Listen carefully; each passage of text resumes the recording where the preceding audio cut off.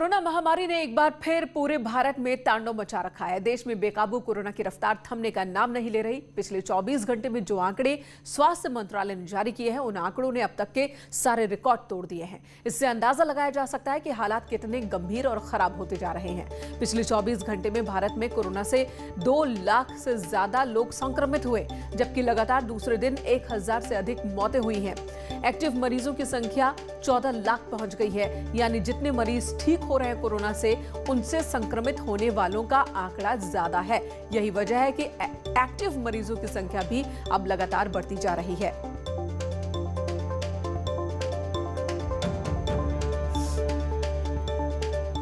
खतरा कितना बड़ा है, इसको समझने के लिए आंकड़े आपके सामने इस वक्त रखते हैं। किस रफ्तार से कोरोना मरीजों की संख्या में इजाफा हो रहा है, ये पिछले 10 दिन के आंकड़े हैं, जिसमें कोरोना मरीजों की संख्या के साथ मरने वालों की संख्या में इजाफा होता दिख रहा है।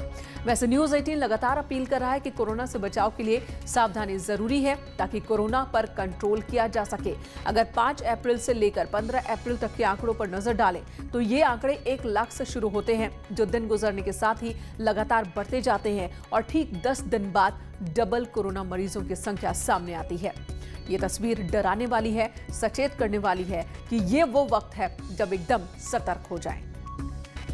वहीं कोरोना से मरने वालों की संख्या की बात की जाए तो ये आंकड़े भी डराने वाले हैं, क्योंकि 5 अप्रैल में जब एक दिन में 478 लोगों की कोरोना से मौत की पुष्टि हुई थी, तो उसके ठीक एक दिन बाद सीधे डबल हो गया था ये आंकड़ा। मतलब साफ है कि लगातार कोरोना लोगों की जिंदगी पर भारी पड़ रहा है। कोरोना मरीजों की संख्या में अगर इजाफा हो रहा है तो मौत के आंकड़ों में भी लगातार इजाफा देखने को मिल रहा है, और इस बार कोरोना से मृत्यु दर पिछली बार की तुलना में कहीं ज्यादा है। कोरोना संक्रमण की चपेट में आने के बाद सीएम योगी आदित्यनाथ लगातार सक्रिय दिख रहे हैं। प्रदेश की चिंताओं को देखते हुए सीएम योगी आदित्यनाथ ने टीम 11 के साथ आज भी एक मीटिंग की है। वर्चुअल बैठक हुई और अधिकारियों को कोरोना पर फैसले लेने के लिए, संक्रमण को कंट्रोल करने के लिए दिशा निर्देश सीएम योगी आदित्यनाथ ने दिए।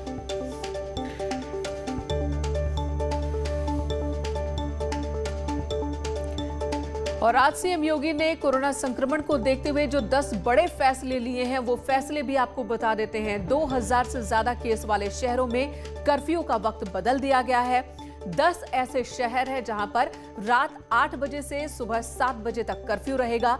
लखनऊ, प्रयागराज, वाराणसी, कानपुर में कर्फ्यू का वक्त बढ़ा दिया गया। नोएडा, गाजियाबाद, मेरठ, गोरखपुर में भी कर्फ्यू का वक्त बढ़ाया गया है। लखनऊ में व्यवस्थाएं बेहतर की जाएंगी, उस पर ध्यान दिया जा रहा है।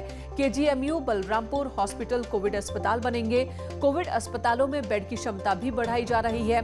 1 से 12वीं तक के छात्रों की 15 मई तक क्लासेस नहीं होंगे, और 10वीं 12वीं तक की परीक्षाएं जो है 10वीं और 12वीं बोर्ड की परीक्षाएं 20 मई के बाद होने, वो भी विचार किया जाएगा। 20 मई तक के लिए स्थगित कर दिया गया है। श्रमिकों को लेकर भी बड़ा फैसला लिया गया। श्रमिकों के लिए फैसला ये लिया गया है कि जो लोग बाहर से आएंगे उन्हें क्वारंटीन सेंटर में रखा जाएगा। जिनके पास घर की व्यवस्था है वो घर पर क्वारंटीन रहेंगे, जिनके पास व्यवस्था नहीं उनके लिए क्वारंटीन सेंटर बनेगा।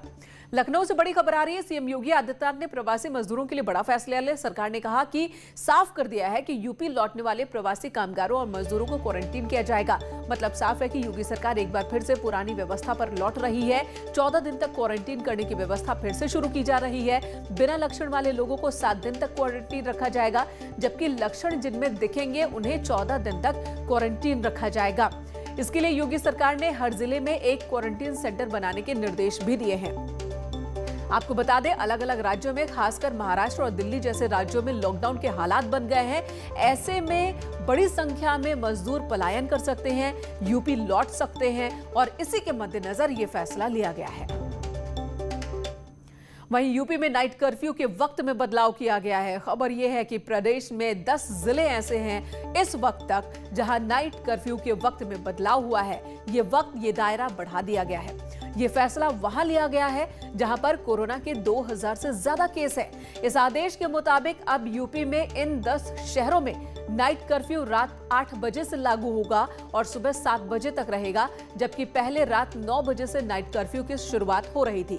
मतलब साफ है कि शाम को अगर आप बाजार घूमने का प्लान बना रहे हैं तो घर पर ही रहिए, घर से ही कामकाज कीजिए। और चलिए अब आपको ग्राफिक्स के जरिए बताते हैं कि किन शहरों में समय को बदला गया है, किन शहरों के लिए यह फैसला लिया गया है।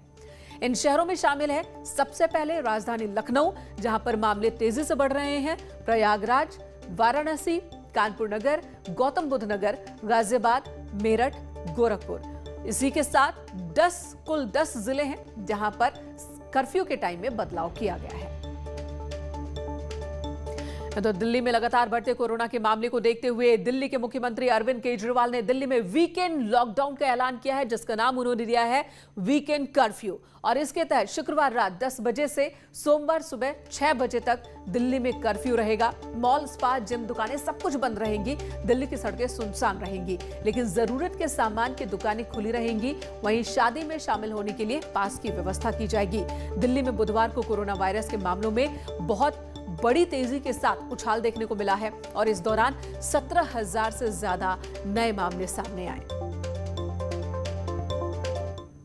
और सबने मिलके ये निर्णय लिए हैं कि वीकेंड के ऊपर कर्फ्यू दिल्ली के अंदर लगाया जाएगा। इसका कारण ये है कि लगभग हफ्ते के दौरान, वर्किंग डेज़ के दौरान आदमी को अपनी कमाई करने के लिए जाना होता है, आदमी को अपने काम पे जाना होता है। लेकिन वीकेंड में अक्सर जो लोग निकलते हैं वो अपने एंटरटेनमेंट के लिए या दूसरी एक्टिविटीज़ के लिए निकलते हैं, जो कि कर्टेल की जा सकती है, जो कि जिसके ऊपर अंकुश लगाया जा सकता है। उससे बहुत ज़्यादा लोगों को दिक्कत नहीं होनी चाहिए। इसीलिए चेन तोड़ने के लिए वीकेंड के ऊपर, ताकि लोग ज़्यादा संपर्क में ना आए, वीकेंड के ऊपर कर्फ्यू लगाया जा रहा है। लेकिन इस कर्फ्यू की वजह से जो एसेंशियल सर्विसेज हैं, मान लीजिए आपको अस्पताल जाना है, मान लीजिए आपको एयरपोर्ट जाना है, मान लीजिए आपको रेलवे स्टेशन जाना है। एक और भी बड़ी चीज़ है कि ये शादियों का सीज़न है और कई लोगों की ऑलरेडी शादी की डेट्स डिसाइड हो चुकी हैं, सब कुछ तैयारियां हो चुकी हैं। हम नहीं चाहते कि उनको किसी तरह की तकलीफ़ हो। ऐसे लोगों को जो एसेंशियल सर्विसेज हैं और ख़ासकर जो शादियां हैं, उनको हम कर्फ्यू पासेस दे के उनको अलाउ करेंगे, उनका मूवमेंट हम अलाउ करेंगे। वो कर्फ्यू पासेस के अप्लाई कर सकते हैं और उनको जल्द से जल्द बिना किसी हैरेसमेंट के हम कर्फ्यू पासेस देंगे। तो यूपी, दिल्ली, महाराष्ट्र समेत कई राज्यों में बड़े फैसले लिए गए हैं ताकि कोरोना की चेन को ब्रेक किया जा सके। पूरे देश में इस वक्त कोरोना को लेकर स्थिति काफी गंभीर है। रोजाना आ रहे आंकड़े डराने वाले हैं। कई राज्यों में इसे लेकर पूरी सख्ती बरती जा रही है। कोरोना चेन को तोड़ने के लिए सरकार नए गाइडलाइंस जारी कर रही है। महाराष्ट्र में इसका सबसे ज्यादा असर देखने को मिल रहा है। महाराष्ट्र सरकार ने धारा 144 लगाकर महाराष्ट्र में लॉकडाउन जैसी पाबंदी लगा दी है। हालांकि पूर्ण लॉकडाउन का ऐलान नहीं किया गया है। ब्रेक द चेन, यहां इस पूरे के पूरे मुहिम को नाम दिया गया है। यूपी सरकार भी कोरोना को लेकर पूरी गंभीरता दिखा रही है। छत्तीसगढ़, गुजरात और दिल्ली में कोरोना के हालात बेहद खतरनाक हो गए हैं और ऐसे में यहां पर भी एक के बाद एक कई बड़े फैसले लिए जा रहे हैं ताकि लोगों की आवाजाही कंट्रोल की जा सके, लोगों की मूवमेंट कम की जा सके, ताकि कोरोना की ये जो चेन है इसे एक बार फिर से तोड़ा जा सके।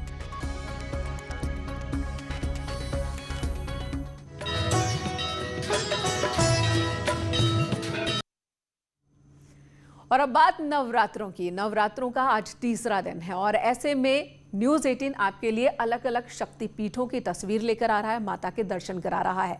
आज हम आपको भारत नेपाल की सीमा पर मां के एक ऐसे मंदिर के दर्शन कराएंगे जहां पर कहते हैं कि सारी मुराद पूरी हो जाती है। ये मंदिर है देवी पाटन शक्तिपीठ। आज हम आपको दिखाएंगे मां पाटन देवी की महिमा।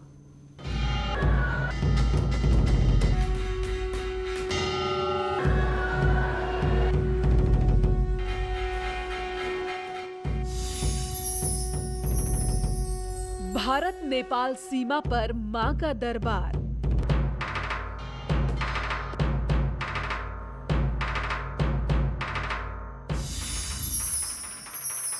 देवी पाटन शक्तिपीठ के कर लो दर्शन।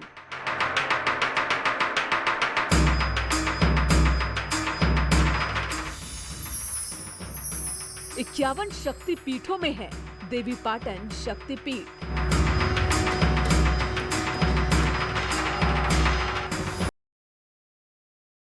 यहाँ होती है हर मनोकामना पूरी।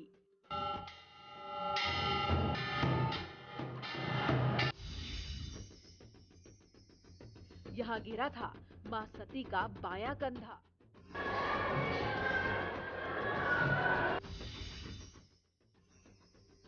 पहली बार देखिए काल भैरव के 3 रूप।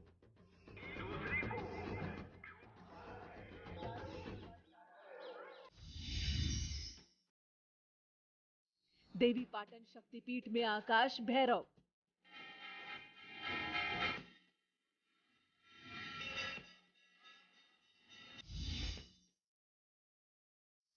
देवी पाटन शक्तिपीठ में बटुक भैरव।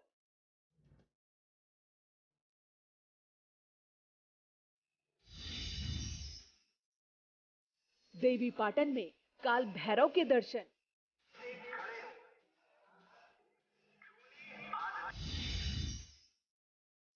यहां जल रही है सदियों पुरानी ज्योत।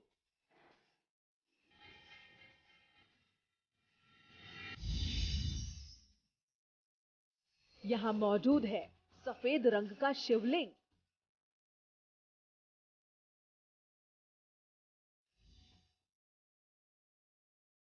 यहां सूर्य पुत्र कर्ण ने की थी तपस्या।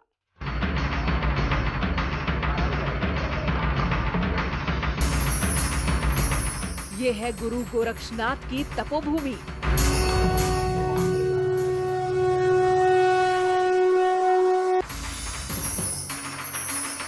सीएम योगी की प्रेरणा से मंदिर का पुनर्निर्माण हुआ।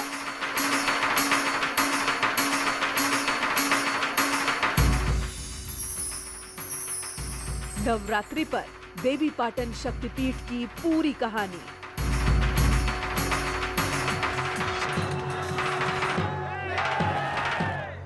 समाजवादी पार्टी के राष्ट्रीय अध्यक्ष अखिलेश यादव जो इस वक्त कोरोना संक्रमित हैं, उनके स्वस्थ होने के लिए पूजा कराई जा रही है। सैदपुर सीट से विधायक सुभाष पासी उनके जल्द ठीक होने की कामना के साथ मुंबई के ओमकारेश्वर मंदिर में पूजा कर रहे हैं। काशी के पंडित मुंबई के ओमकारेश्वर मंदिर में अखिलेश यादव के स्वस्थ होने के लिए महामृत्युंजय जाप कर रहे हैं। अखिलेश यादव कोविड पॉजिटिव हैं, जिसके बाद गाजीपुर के सैदपुर से समाजवादी पार्टी के विधायक हैं सुभाष पासी, जो कि मुंबई में अपने नेता के जल्द होने के लिए पूजा अर्चना करवा रहे हैं। मंदिर की ये तस्वीर इस वक्त हम आपको दिखा रहे हैं। वक्त एक और ब्रेक का, खबरों का सिलसिला जारी है।